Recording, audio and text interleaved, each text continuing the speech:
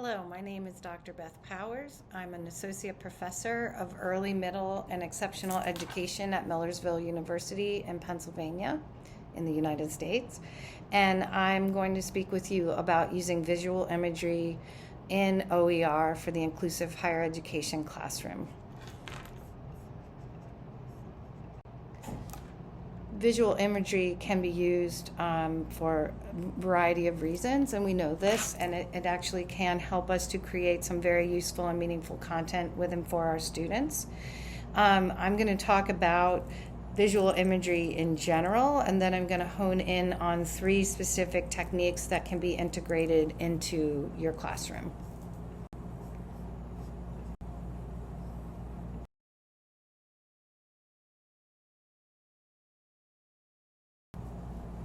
So several ways we can use visual imagery is through virtual and augmented reality, online galleries, digital storytelling. We can visually annotate and collaborate across, either sitting in the same room or across the world.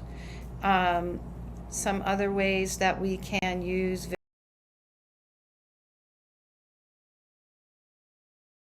visual imagery is to curate and engage in visual storytelling.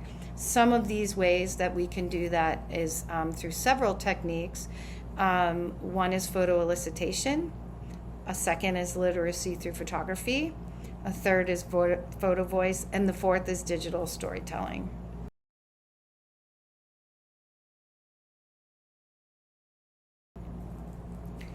Photo elicitation involves using photographs as prompts to stimulate discussion and reflection. Educators can incorporate this technique into OER by integrating thought-provoking images along text-based content or questions. And one thing I would say about photo elicitation is that students can also create their own images and use them for discussion points in group work. Here's an example of photo elicitation that can be used. OER materials can include, if you're in a biology class, you can look at different ecosystems. You can ask students to analyze the interactions and the ways that these ecosystems work. It's essential to consider copyright and permissions when we're using these images. And you have to ensure that either they are in the public domain, and you must also adhere to Creative Commons licensing. And then this allows you to freely share your information. Literacy through photography is a wonderful method created. Well, actually, there are several folks who claim that they have created this method. The one that I learned the most about is created by Wendy Ewald, in collaboration with the Duke Center for Documentary Studies in North Carolina. And there are also other organizations that work with literacy through photography, or it is also known as learning through photography. Literacy through photography, it's an educational approach that combines visual medium of photography with traditional literacy skills, such as reading, writing, and critical thinking. It focuses on understanding, interpreting, and communicating through photographs. This approach goes beyond just taking pictures, and it isn't just for taking nice pictures for taking nice pictures' sake, but it also is a use of imagery as a tool for storytelling, reflection, and communication. So some key ideas that you can use with this are you can use it to integrate into your course using photography such as literature, sociology, anthropology, or cultural studies. I've actually incorporated this in my teacher education program and in my own research, working with children in 1st through 3rd grade. You can have students analyze visual content. They can create their own imagery, or you can collect, again, open educational resources and images that are available for the public domain. You can have students create digital stories using their own photographs or using images that they collate across the web that are free domain. And you can use them to help understand cross-cultural understanding. So you might use this in an anthropology class, or in my instance, I use this in teacher education classes to help students understand how to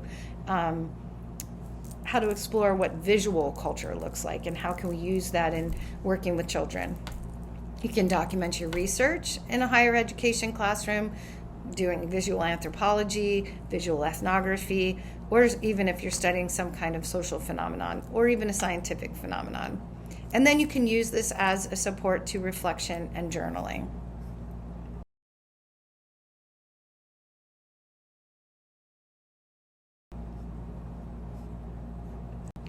PhotoVoice is a research project. It's a participatory action research method that empowers individuals to share their perspectives and experiences through photography.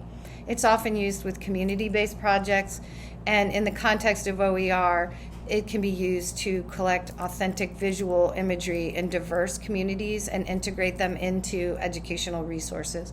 Again, we want to think about ethics and permissions, but one project I saw that a friend did in housing projects was the civic action from snapshot through civic action, where the research team worked with photographs in low-income neighborhoods and helped the participants, the collaborators, so to speak, take photographs of issues in their own community and then write mini grants to fund a grant within their project. And that was incredibly powerful. They also then did a gallery walk in terms of the photographs that the community created and let them be the arbiters of their own truth and needs, which was a really beautiful project. And I encourage you to look that up. Darcy Friedman was my colleague, and there were also 2 other colleagues that she worked with, and I will share that in my reference section.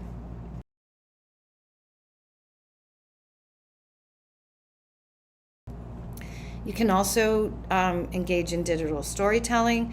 It's a narrative technique that is used to collect audio, video, pictures, and other interactive elements to convey a story or message. You enable the storytellers to reach broader audiences and convey messages in engaging and meaningful ways. Ways to incorporate this into your classroom is through course content delivery. The faculty member can curate course content. Also could work with the students to create digital stories themselves. I think that there are some other really amazing ways that students can tell their own stories, or these stories can be presented to your students. And I also can share some resources that have been done in other higher ed situations. You can assign students to craft their own narratives. You can use this in multimodal learning. You can help students with critical thinking by having them reflect on digital stories. You can encourage communication skills by helping students craft their narratives and share their stories and perfect their stories in a way that they can present professionally. And it also helps understand students' culture and their own cultural backgrounds. It can really support inclusivity and diversity in your own classroom. So I think some of the ways that you can also use digital storytelling is through collaborative projects, through open access resources, by exploring digital ethics and citizenship. And you can also engage in authentic assessment by using digital storytelling. I will share some references and resources because I didn't come up with all these ideas myself. I've been very lucky to do training with several organizations, and I'll share those links and those ideas on this page.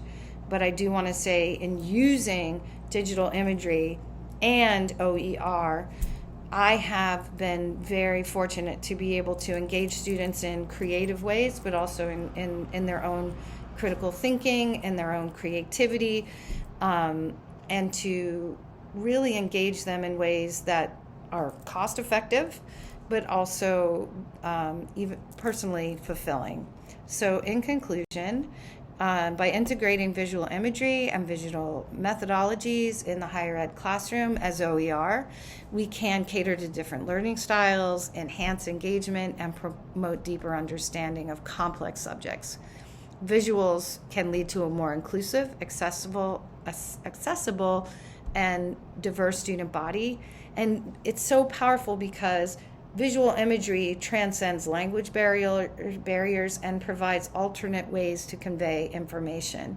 Please see my references below, and please feel free to email me at beth.powers@millersville, MILLERSVILLE.edu if you're interested in discussing further some of these topics. I wish you all the best, and I'm looking forward to learning from and with you all at the Global Summit.